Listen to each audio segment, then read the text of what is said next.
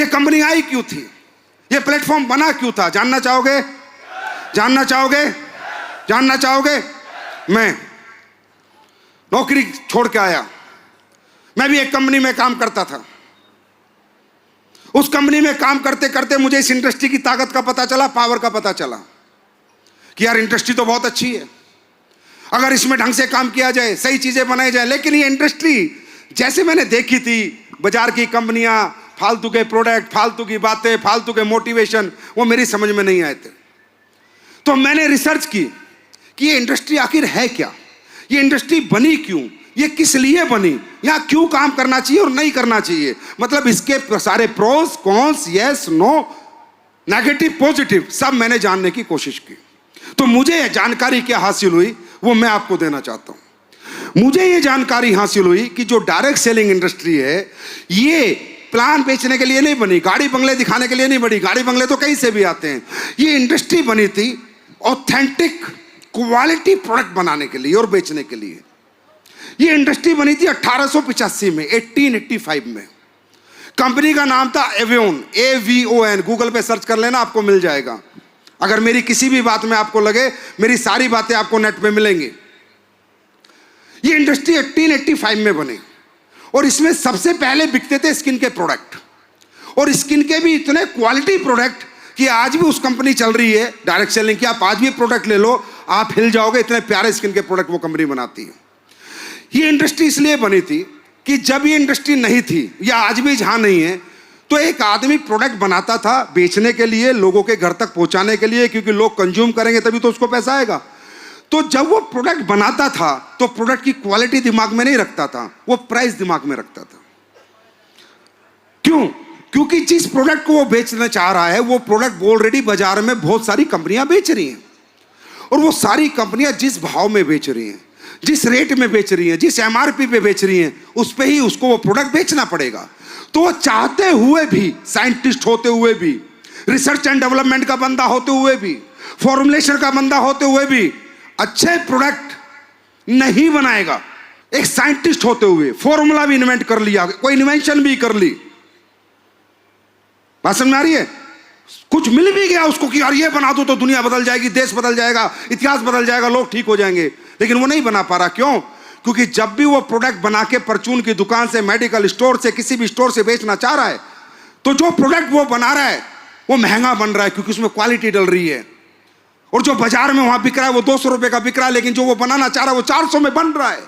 और वो कह रहा है यार मैं करूं तो करूं क्या, मेरा प्रोडक्ट 400 में बन रहा है या 200 में, ऐसी तरह के प्रोडक्ट दुनिया बेच रही है। तो ना परचून का दुकानदार उसका प्रोडक्ट रख रहा, ना मेडिकल स्टोर वाला उसका प्रोडक्ट रख रहा। कह रहे भाई साहब नहीं नहीं नहीं नहीं, वो कह रहा भाई यार बहुत क्वालिटी है, लोग ठीक हो जाएंगे, लोग आबाद हो जाएंगे, लोगों को फायदा हो जाएगा। वो बोलता है भाड़ में गया तेरा फायदा, भाड़ में गया लोगों का फायदा। मेरे को 200 रुपए में बेचने को मिल रहा है, उसमें 100 रुपए मार्जिन मिल रहा है, मैं तेरा 400 का क्यों बेचूं, किस लिए बेचूं, मैं किसी ग्राहक को नहीं बताऊंगा। तो आखिरकार क्या हुआ कि दुनिया में प्रोडक्ट नहीं बने, प्रोडक्ट वार नहीं है दुनिया में, प्राइस वार है। आज जाइए आप किसी भी कंपनी का मसाला लीजिए, 2-4 रुपए ऊपर नीचे मिलेंगे, हाँ या ना, हाँ या ना। किसी भी कंपनी की साबुन लीजिए, 2-4 रुपए ऊपर नीचे मिलेंगे। किसी भी कंपनी का पेस्ट लीजिए, 2-4 रुपए ऊपर नीचे मिलेंगे। क्यों भाई 2-4 ऊपर नीचे क्यों होते हैं यार, 40 ऊपर नीचे क्यों नहीं होते? क्योंकि दुनिया सारी प्राइस वार में फंस गई। कंज्यूमर को जो क्वालिटी प्रोडक्ट मिलना था नहीं मिल रहा, सबने प्राइस को दिमाग में रख के प्रोडक्ट बनाया, क्वालिटी को दिमाग में रख के नहीं बनाया। क्योंकि जिन्होंने क्वालिटी को रख के बना रहे हैं उनका प्रोडक्ट मेडिकल स्टोर वाले, परचून के दुकानदार नहीं रख रहे हैं। तब इस इंडस्ट्री का जन्म हुआ, डायरेक्ट सेलिंग। तब किसी समझदार आदमी ने सोचा यार एक ऐसी इंडस्ट्री बनाते हैं, एक ऐसा तरीका बनाते हैं कि कितना महंगा प्रोडक्ट बना लो, कितना मर्जी क्वालिटी डाल लो, उसे कंपटीशन ना हो मार्केट में बेचने के लिए। और वो कब बिकेगा? जब वो दुकान से नहीं बिकेगा, मेडिकल स्टोर से नहीं बिकेगा, वो आपसे आपके दोस्तों के पास जाएगा, आपसे आपके रिश्तेदारों के पास जाएगा।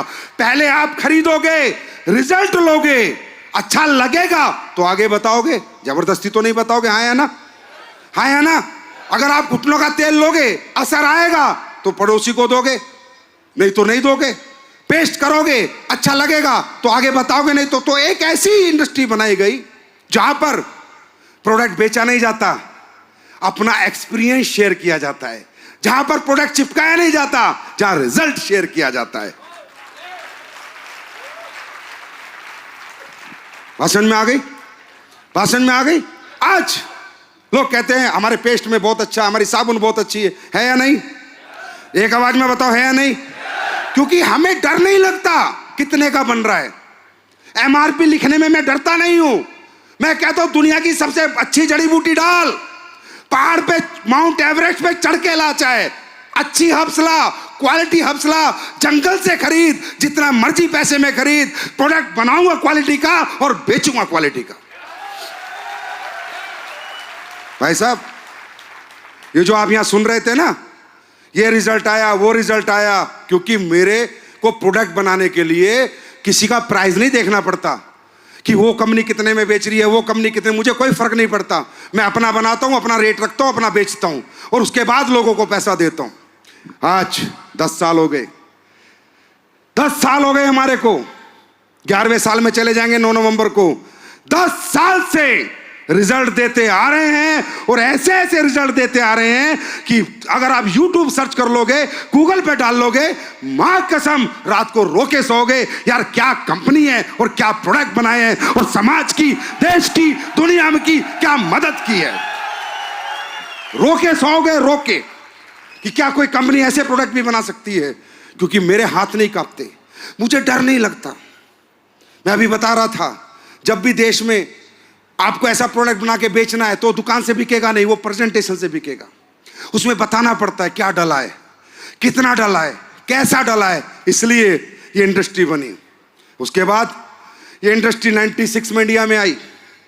इंडिया में बेरोजगारी बहुत थी, इंडिया में लोगों को ये तरीका पता चला पैसे कमाने का, तो 1 नंबर के साथ आपको पता 2 नंबर हमेशा आता है नहीं आता? ओरिजिनल के साथ डुप्लीकेट हमेशा चिपका ही रहता है। तो जो होना था वो हुआ नहीं, जो प्रोडक्ट बनने थे वो बने नहीं। कुछ कंपनियों ने बनाने की कोशिश की, मैं ऐसे नहीं कहूंगा, कुछ अच्छी कंपनियां हैं जो अच्छे प्रोडक्ट बनाती हैं और बेचती हैं और लोगों को फायदा देती हैं, लेकिन ज्यादातर लोगों ने हमारे लोगों के इमोशंस का, हमारे लोगों के रिलेशंस का फायदा उठाया और वो प्रोडक्ट बाजार में बेचे जो कहीं दुकान से भी नहीं बिक सकते थे। इससे क्या हुआ? ये परसेप्शन खराब हुआ, देश जनता का विश्वास उठा और लोगों को लगा कि यार ये इंडस्ट्री बेकार है, ये चैन सिस्टम है, ये जोड़ने वाला काम है, ये बेवकूफ बनाने वाला काम है। लोग गलत नहीं होते सर, लोग, समाज कभी गलत नहीं होता, हजारों लोग, लाखों लोग गलत नहीं होते, इंसान गलत होता है। इसी नेगेटिविटी को इतनी प्यारी इंडस्ट्री इतने अच्छे प्रोडक्ट दे सकती थी, लोगों का भला कर सकती थी, पैसा दे सकती थी, कामयाबी दे सकती थी, हेल्दी इंडिया, वेल्दी इंडिया में सबसे बड़ा सहयोग कर सकती थी। इसी इंडस्ट्री को गंदी कंपनी और गंदी सोच ने लोगों के साथ मजाक किया, लोगों के साथ खेल किया और इसी मजाक और इसी खेल और इसी धोखे को मिटाने के लिए 2014 9 नवंबर को AWPL का जन्म हुआ। और आज आप लोग बता सकते हो परसेप्शन चेंज हुआ या नहीं? परसेप्शन चेंज हुआ या नहीं? लोग इंडस्ट्री की रिस्पेक्ट करने लगे या नहीं? और जो अच्छी कंपनियां अच्छे प्रोडक्ट बना रही है उन सब की इज्जत है, अपनी नहीं, सभी की इज्जत है।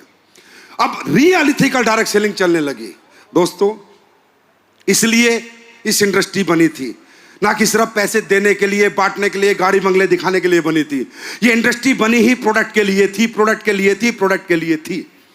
प्रोडक्ट बिकेगा, डायरेक्ट सेलर का चेक बनेगा, प्रोडक्ट नहीं बिकेगा, चेक नहीं बनेगा।